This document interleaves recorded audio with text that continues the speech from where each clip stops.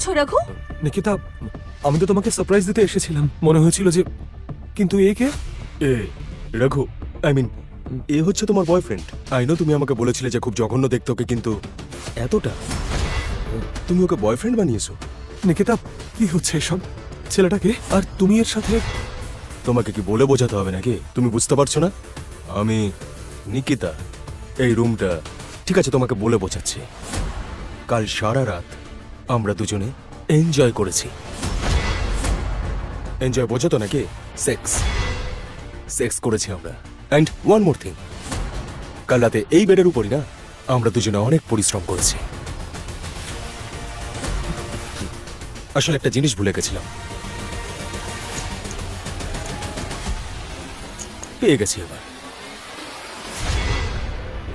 যাওয়া যাক নিকিতা। নিকিতা, তোমরা আমার সাথে মজা করছো তাই না?